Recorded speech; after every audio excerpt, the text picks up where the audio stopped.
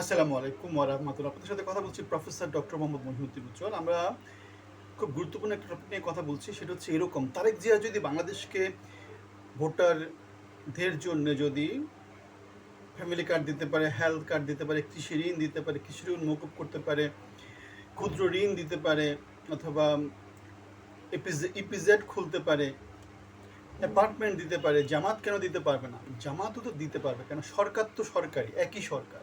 সরকারের টাকা তো তারেক তো আর তার পকেট থেকে কিছু দিবে না, জামাতও তার পকেট থেকে কিছু দিবে না। তাহলে সমস্যাটা কোন জায়গাতে? সমস্যাটা হচ্ছে তারেক প্রতারণা করছে, কিন্তু জামাত প্রতারণা করছে না। তারেক যে দিতে পারবে না সেটার কথা বলছে, যেমন শেখ হাসিনা 10 টাকা চালের কথা বলেছিল, ঘরে ঘরে চাকরির কথা বলেছিল। জামাত যেটা দিতে পারবে সেটাই বলছে। তাহলে চিহ্নিত স্বীকৃত ডাকাত, দিনে দুপুরে চোর, সে যেমন আগে চুরি করেছিল, পাঁচবার বাংলাদেশকে চ্যাম্পিয়ন করেছিল, এখনও সে একই পথে ভোট পার হয়ে 12 তারিখের পরে গাং পার হলে নাইয়া হালা, একটা কথা আছে না, ওইরকম টাইপের সে 12 তারিখের নির্বাচনটা পার হতে চাচ্ছে। তার আগে সে সবাইকে সব দিয়ে দিবে। রাজশাহীতে গিয়ে বলছে রাজশাহীতে কর্মসংস্থানের ব্যবস্থা করবে, রাজশাহীতে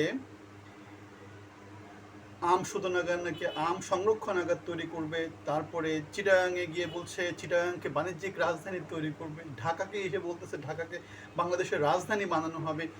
যারা বিয়ে করেনি পিচ্ছি ছেলেপেলে তাদের সবাইকে বিয়ের ব্যবস্থা করে দেবে। এরকম অসংখ্য জিনিস যেগুলো হাস্যকর, যেখানে যাচ্ছে সেখানেই প্রতিশ্রুতি দিচ্ছে। গত 17 বছর ধরে আন্দোলন করার সময় নানা জায়গাতে নানা কর্মীদেরকে একই রকম প্রতিশ্রুতি দিয়েছে, বাংলাদেশকে একই রকম প্রতিশ্রুতি দিয়েছে। একটা প্রতিশ্রুতি সে রাখতে পেরেছে? নির্বাচনে যে মনোনয়ন সে দিয়েছে সেখানে সে লুটপাট করেছে, সে চাঁদাবাজি করেছে, মাস্তানি করেছে, সে কোটি টাকা চাঁদা মানে মনোনয়ন বিক্রি করেছে। যেই লোক কোটি টাকা নিয়ে মনোনয়ন কিনছে সে আপনার কাছ থেকে 10 কোটি টাকা উল্টা নিবে, 100 কোটি টাকা উল্টা নিবে।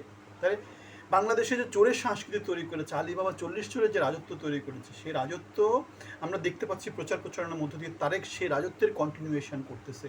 আর জামাত কি করতেছে? জামাত আপনাদের এই প্রতিশ্রুতিগুলো দিচ্ছে না। জামাত বলছে না যে তোমাকে এটা দিয়ে দিব, তোমাকে ওটা দিয়ে দিব। দিবে থেকে? থাকতে তো হবে। সে কি তার পকেট থেকে দিবে? তার পকেট কি এতই ভারী? আপনার কি মনে আছে না লন্ডনে একটা চেয়ারে বসে টেবিলে বসে বসে প্রচারণা চালাচ্ছে 17 বছর ধরে? দুর্নীতির অভিযোগে বাংলাদেশের সামরিক বাহিনীর হাতে সে আটক হয়েছিল, জেল জুলুমের শিকার হয়েছিল।